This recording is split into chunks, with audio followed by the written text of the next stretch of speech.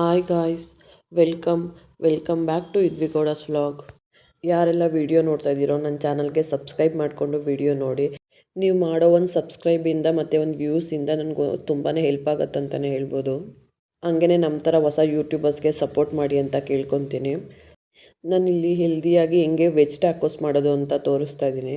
ಮೊದಲು ಆಲೂಗಡ್ಡೆ ಮತ್ತು ಜೋಳನ ಬೇಯಿಸೋದಕ್ಕೆ ಇಟ್ಕೊಂಡೆ.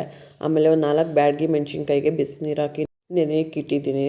ಹಂಗೇ ಇನ್ನೊಂದು ಕಡೆ ಒಂದು ಪ್ಯಾನ್ಗೆ ಸ್ವಲ್ಪ ತುಪ್ಪ ಹಾಕ್ಕೊಂಡು ಸಣ್ಣದಾಗಿ ಹೆಚ್ಚಿರೋಂಥ ಎಲೆಕೋಸು, ಕ್ಯಾಪ್ಸಿಕಮ್ಮು ಮತ್ತು ಕ್ಯಾರೆಟ್ ಇವು 3 ಸ್ವಲ್ಪ ಫ್ರೈ ಮಾಡ್ಕೊತಾ ಇದ್ದೀನಿ. ಸ್ಟಿರ್ ಫ್ರೈ ಅಂತಾರಲ್ಲ ಆ ಥರ. ನಿಮಗೆ ಬೇಕಿದ್ದರೆ ಹಸಿಯಾಗಿ ಕೂಡ ಯೂಸ್ ಮಾಡ್ಬೋದು. ನಾನಿಲ್ಲಿ ಮಕ್ಕಳು ತಿಂತಾರೆ ನೋಡಿ, ತುಂಬ ಹಸಿ ಕೊಟ್ಟರೆ ಅವರು ಇಷ್ಟಪಡಲ್ಲ ಅಂದ್ಬಿಟ್ಟು ಸ್ವಲ್ಪ ಫ್ರೈ ಮಾಡ್ಕೊತಾ ಇದ್ದೀನಿ. ನೀವು ಬೀಟ್ರೂಟ್ ಕೂಡ ಯೂಸ್ ಮಾಡ್ಬೋದು, ಚೆನ್ನಾಗಿರುತ್ತೆ. ನಾನಿಲ್ಲಿ ಬರೀ ಕ್ಯಾರೆಟು, ಎಲೆಕೋಸು, ಕ್ಯಾಪ್ಸಿಕಮ್ ಯೂಸ್ ಮಾಡಿದ್ದೀನಿ. ಅದು ಫ್ರೈ ಆದಮೇಲೆ ಸ್ವಲ್ಪ ತಣ್ಣಗಾಗಕ್ಕೆ ಇಟ್ಬಿಟ್ಟು ಈ ಕಡೆ ಮಿಕ್ಸರ್ ಜಾರ್ಗೆ ಸ್ವಲ್ಪ ಪನ್ನೀರು ಅಥವಾ ಟೋಫು, ಒಂದು 2-3 ಬೆಳ್ಳುಳ್ಳಿ ಮತ್ತು ನೆನೆಸಿಟ್ಕೊಂಡಿದ್ವಲ್ಲ ಮೆಣಸಿನ್ಕಾಯಿ ಮತ್ತು ಸ್ವಲ್ಪ ಆರಿಗ್ಯಾನೋ, ಇಲ್ಲಿ ನಾನು ಬ್ಯಾಡಗಿ ಮೆಣಸಿನ್ಕಾಯಿ ಯೂಸ್ ಮಾಡಿದ್ದೀನಿ, ಮತ್ತು ಒಂದು ಅರ್ಧ ಚೀಸ್ ಸ್ಲೈಸು, ಇದನ್ನಿಷ್ಟು ಹಾಕ್ಕೊಂಡು ನೈಸಾಗಿ ಪೇಸ್ಟ್ ಮಾಡ್ಕೊಬೇಕು. ಅದು ಪೇಸ್ಟ್ ಆದಮೇಲೆ ಈ ಕಡೆ ಆವಾಗಲೇ ಫ್ರೈ ಮಾಡ್ಕೊಂಡು ಇಟ್ಕೊಂಡಿದ್ವಲ್ಲ ವೆಜಿಟೇಬಲ್ಸು, ಅದಕ್ಕೆ ಸ್ವಲ್ಪ ಪನ್ನೀರು ಅಥವಾ ಟೋಫು ನಿಮ್ಗೆ ಯಾವ್ದು ಇಷ್ಟ ಆಗುತ್ತೋ ಅದನ್ನು ಸ್ಮ್ಯಾಶ್ ಮಾಡ್ಬಿಟ್ಟು ಹಾಕ್ಕೋಬೇಕು. ನಾನು ಸ್ವಲ್ಪ ಪನ್ನೀರನ್ನ ರುಬ್ಬಕ್ಕೆ ಕೂಡ ಯೂಸ್ ಮಾಡಿದ್ದೆ, ಮತ್ತು ಇಲ್ಲಿ ಫಿಲ್ಲಿಂಗ್ ಕೂಡ ಯೂಸ್ ಮಾಡ್ತಾಯಿದ್ದೀನಿ. ಚೆನ್ನಾಗಿರುತ್ತೆ, ಯೂಸ್ ಮಾಡಿ.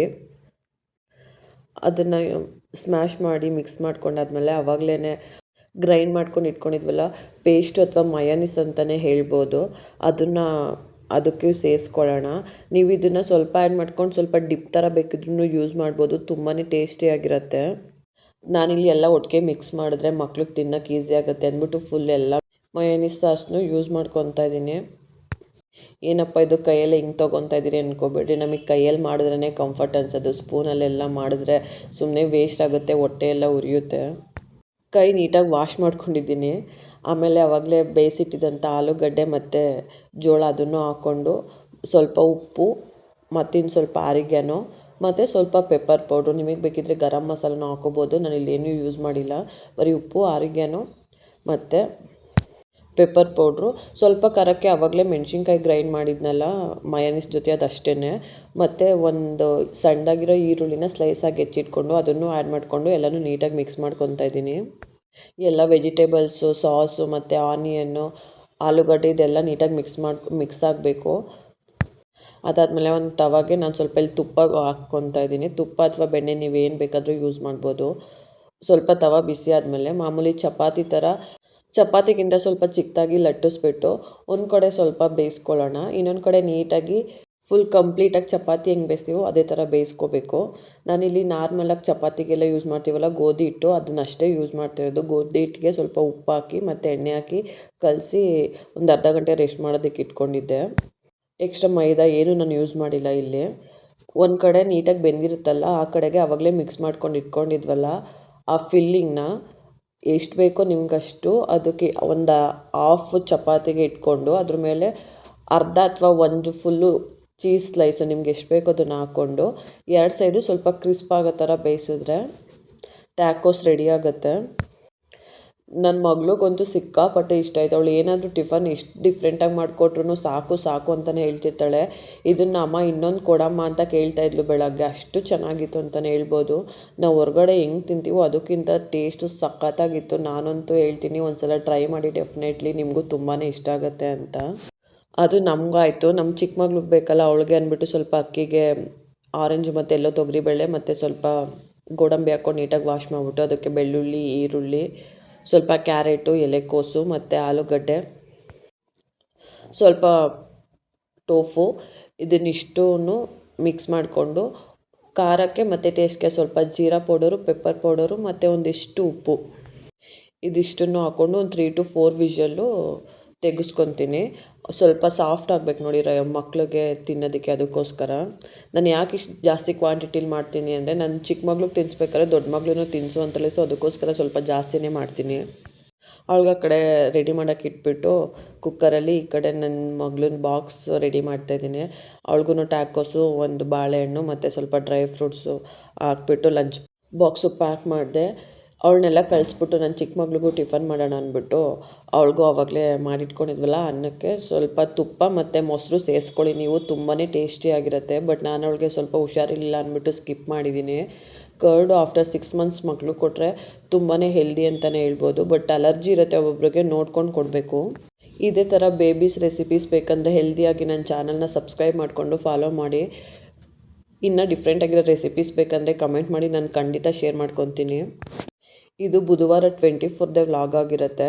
ಅದೇ ಹೇಳಿದ್ನಲ್ಲ, Kuvempu metro station back side Goravanahalli Lakshmi ದೇವಿನ ಕರೆಸಿದ್ದಾರೆ ಅಂತ, ಅದರದ್ದೇ ವಿಡಿಯೋ ಶೇರ್ ಮಾಡ್ಕೊತಾ ಇದ್ದೀನಿ.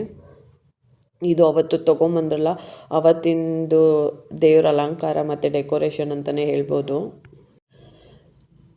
ದೇವ್ರನ್ನೆಲ್ಲ ತೊಗೊಂಬಂದು ಫಸ್ಟು ಅದೇ ಟೇಬಲ್ ಇಟ್ಟಿದ್ರು. ಫಸ್ಟ್ ಅವರು ಏನು ಸೆಟ್ ಹಾಕಿದ್ರು ಅಲ್ಲಿ ಕೂರಿಸ್ಲಿಲ್ಲ, ಆಚೆ ಒಂದು ಟೇಬಲ್ ಹಾಕಿದ್ರು. ಮುಂಚೆ ವ್ಯಾನಿಂದ ಇಳಿದಾಗ ಅಲ್ಲೊಂದು ಟೇಬಲ್ ಹಾಕಿ ಪೂಜೆ ಮಾಡಿ, ಮತ್ತು ಅವರು ಸೆಟ್ ಹಾಕಿದ್ರಲ್ಲ ಅದ್ರ ಮುಂದೆ ಇನ್ನೊಂದು ಟೇಬಲ್ ಹಾಕಿ ಅದ್ರ ಸುತ್ತ ಕಳಶ ಮತ್ತು ದೇವ್ರನ್ನ 3 ರೌಂಡ್ ಸುತ್ತಿಸ್ಬಿಟ್ಟು ಅಲ್ಲಿ ಕೂರಿಸ್ಬಿಟ್ಟು ಪೂಜೆ ಎಲ್ಲ ಮಾಡ್ತಾಯಿದ್ರು.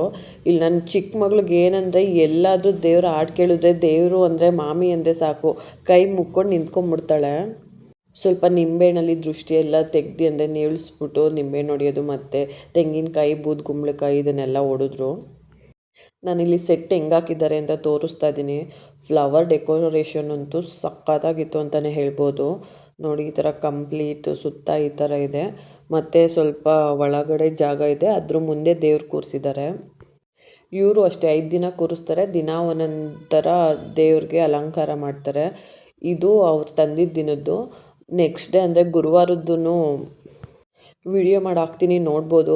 ಆ್ಯಕ್ಚುಲಿ ಇವತ್ತು ಆಲೆ ಫ್ರೈಡೇ, ನನಗೆ ವಿಡಿಯೋ ಎಡಿಟ್ ಮಾಡಿ ವಾಯ್ಸ್ ಕೊಡೋಕ್ಕಾಗಿರಲಿಲ್ಲ. ಸೊ ಅದಕ್ಕೋಸ್ಕರ ಇವಾಗ ಅಪ್ಲೋಡ್ ಮಾಡ್ತಾಯಿದ್ದೀನಿ. ನಾನು 5 ದಿನದ್ದು ಏನೇನು ಫಂಕ್ಷನ್ ಆಗುತ್ತೆ ಅದು, ಮತ್ತು ದೇವ್ರದ್ದು ಹೆಂಗೆ ಅಲಂಕಾರ ಮಾಡಿರ್ತಾರೆ ಎಲ್ಲ ವಿಡಿಯೋ ಮಾಡಿಬಿಟ್ಟು ತೋರಿಸ್ತೀನಿ. ಯಾರಿಗೆ ಬಂದು ದರ್ಶನ ಮಾಡೋಕ್ಕಾಗಲ್ಲ, ಖಂಡಿತ ನೀವು ನನ್ನ ವಿಡಿಯೋದಲ್ಲಿ ನೋಡ್ಬೋದು. ಲೈಟಿಂಗ್ಸು ಅಷ್ಟೇ, ಆ ಕಡೆ ಈ ಕಡೆ ಈ 2 ಲೈಟಿಂಗ್ಸು, ಮತ್ತು ಮೇಲೆಲ್ಲ ಡಿಫ್ರೆಂಟಾಗಿ ಲೈಟಿಂಗ್ಸ್ ಹಾಕಿದ್ದಾರೆ. ಅಲ್ಲೇ ಪಕ್ಕದಲ್ಲೇ ಒಂದು ದೇವಸ್ಥಾನ ಇದೆ, ಅದಕ್ಕೂ ಫುಲ್ಲು ಲೈಟಿಂಗ್ಸ್ ಎಲ್ಲ ಹಾಕಿದ್ದಾರೆ. ಅದನ್ನು ಶೂಟ್ ಮಾಡ್ಕೊಳಕ್ಕಾಗಿಲ್ಲ, ಆದರೆ ನಾಳೆ ಶೂಟ್ ಮಾಡಿಕೊಂಡು ನೆಕ್ಸ್ಟ್ ವಿಡಿಯೋದಲ್ಲಿ ತೋರಿಸ್ತೀನಿ. ಇಲ್ಲಿ ನೋಡಿ, ದೇವ್ರನ್ನ ಅವರು ಸೆಟ್ ಹಾಕಿದಾರಲ್ಲ ದೇವ್ರ ಕೂರ್ಸೋಕ್ಕೆ ಅಂತ, ಅದರೊಳಗಡೆ ತೊಗೊಂಡೋಗಿ ದೇವ್ರ ಕೂರ್ಸೋ ಅಂಥ ವಿಡಿಯೋ ಕೂಡ ತೊಗೊಂಡಿದ್ದೀನಿ. ನೋಡ್ಬೋದು ಹೆಂಗಿದೆ ಅಂತ. ಆ ದೇವ್ರನ್ನ ನೋಡ್ತಾ ಇದ್ರೆ ಹತ್ರದಿಂದ, ನಾನು ಸೀರಿಯಸ್ಲಿ ನಾನು 1 ಸಲನೋ 2 ಸಲನೋ ಹೋಗಿದ್ದೆ ದೇವಸ್ಥಾನಕ್ಕೆ. ಇವತ್ತಿಷ್ಟು ಹತ್ರದಿಂದ ನೋಡ್ತಾ ಇರೋದು, ದೇವ್ರನ್ನ ಹತ್ರದಿಂದ ನೋಡ್ತಾ ಇದ್ದರೆ ಕಣ್ಣು ಓಪನ್ ಮಾಡ್ತಾ ಇದೆಯೇನೋ ಅಂತ ಫೀಲ್ ಆಗುತ್ತೆ ನಮಗೆ. ಆ ಥರ ಅನಿಸುತ್ತೆ ಹತ್ರದಿಂದ. ನನಗಂತೂ ಈ ಗಾಯತ್ರಿ ನಗರಕ್ಕೆ ಬಂದಮೇಲೆ ಏನೊಂದು ಖುಷಿ ಆಯಿತು ಅಂದರೆ, ಈ 2 ಮಕ್ಳು ಇಟ್ಕೊಂಡು ನಾವು ಏನಾದರೂ ದೇವಸ್ಥಾನಕ್ಕೆ ಹೋಗ್ಬೇಕಂದ್ರೆ ಆಗ್ತಾನೆ ಇಲ್ಲ. ಯಾಕಂದರೆ ರಶ್ ಇರುತ್ತೆ, ಲೇಟ್ ಆದರೆ ಮಕ್ಕಳು ಇರೋಲ್ಲ ಅಂದ್ಬಿಟ್ಟು ಅಷ್ಟೆಲ್ಲೂ ಹೋಗ್ತಾ ಇರಲಿಲ್ಲ. ಇವರೇನೆ ಎಲ್ಲ ದೇವ್ರನ್ನೂ ಕರೆಸ್ತಾರೆ, ನಾವು ಹತ್ರದಿಂದ ದರ್ಶನ ಮಾಡ್ಬೋದು, ಖುಷಿಯಾಗುತ್ತೆ.